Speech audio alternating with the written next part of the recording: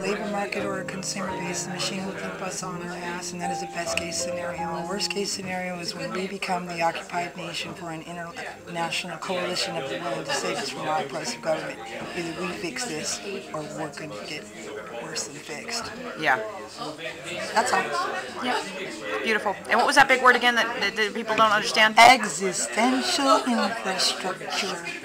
AT&T, 30 years later, is billing each and every household with a landline $12 a month for stuff they put in place 30 years ago. No corporation should be allowed to profit in perpetuity. That money could build hospitals, that money can fund schools, as can the profits that go to places like water companies, power companies.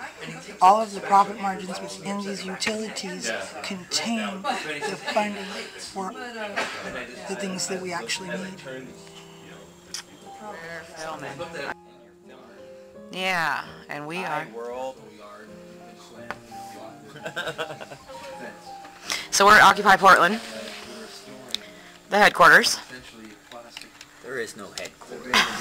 No, we have another non-profit organization that rents this space on our behalf. Because they love us. That's wonderful. And your background is? Lots of background. So, what type of background are you looking for?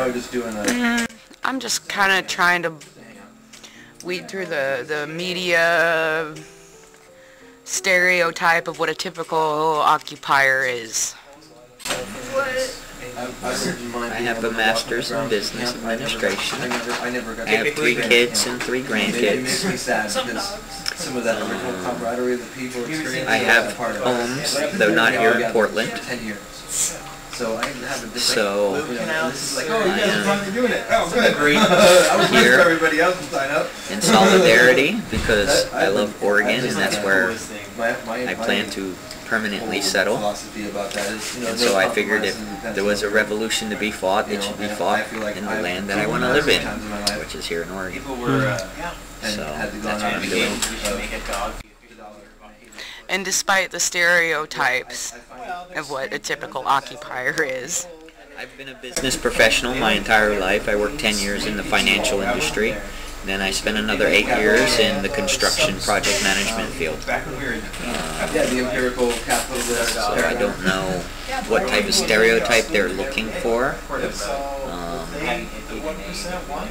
I'm also a veteran. Thank you. So I don't know what they think well, I'm looking. A lot of me running around out here. Well, I'm looking also behind you here on the different meeting schedules and committee schedules, and it's looking to me like you guys are a little bit more than just a bunch of pot-smoking hippies in tents out in public parks, like the media is portraying. That's okay. They're allowed to believe whatever makes them happy to believe. Lots of people believe in things that aren't true, like Santa Claus and the Tooth Fairy. And whatever it takes for them to get through the day. We respect that. Whether that's the reality the rest of us live in or not. Yeah. Listen to this drum music. And you, my dear. Oh, I'm Nicole. I am from Southwest Colorado. I moved to Portland about 5 months ago. I graduated from college about over a year ago with a BA in political science. I was intending on going to law school, but I changed my mind. So now I am here. I did my entire undergraduate thesis on revolutionary philosophy and theory, and so a friend of mine was living in Pittsburgh, and I told him he better go occupy Wall Street when it was happening, and he turned it back around on me a few months later and was like, I hear there's a movement in Portland, and so found myself here. Wonderful. Yeah. Well, thank you guys for doing what you do. Of course. Thank you. Anything else I can be doing? Yep. There's a lot that I could be doing, like applying for jobs. Where would you guys like to see the future of the movement in the country go?